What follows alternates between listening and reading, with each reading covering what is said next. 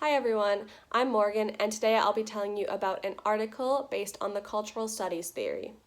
This article was written by Humphry, and it is Making an Impact, Cultural Studies, Media and Contemporary Work. This article looked at the need within cultural studies to focus on work and media as a research area of everyday life. The research was looking at a culture in the workplace by comparing traditional office work to using a smartphone and seeing how productive employees were.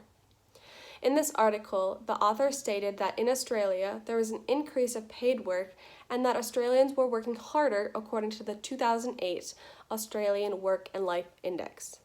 And they found that 55% of employees felt rushed with the long working hours and were overloaded within the work that needed to be completed. So the researchers wanted to find out how they could make employees more productive without overworking. To understand how to make their employees more productive, the researchers performed a smartphone trial.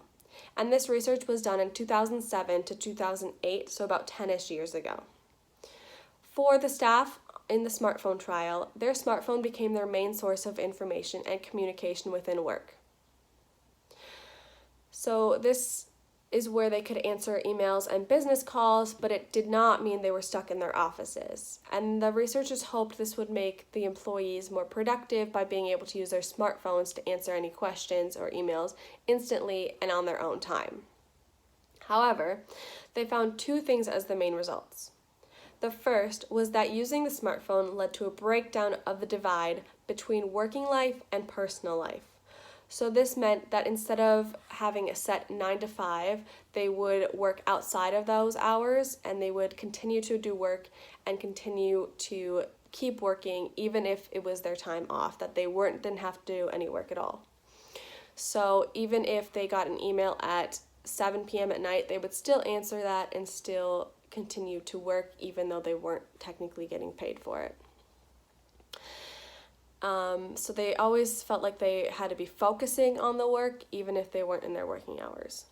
And the second was that using a smartphone gave workers the ability to respond to demands on their own time across multiple boundaries, which led to a sense of flexibility and control of their own schedules. So they were working but on their own time. So these people, they could make that divide and they could set their hours of, I'm only going to work this many hours and I'm only going to do this much work, but they could go wherever and do it on their own time.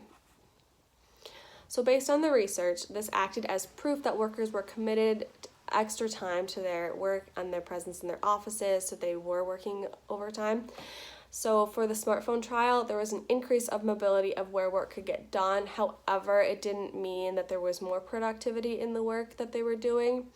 And overall, only some people could manage using a smartphone if they were able to make that divide between work and personal life. Other research that could come out of this, since it was done in 2007-2008, they could replicate the study and do it now. And there could be more research done on mobile offices in the workplace and how that culture divide of the standard 9 to 5 could be comparable to getting work done outside of the office and working on one's own time, and if that would be more productive than a standard office.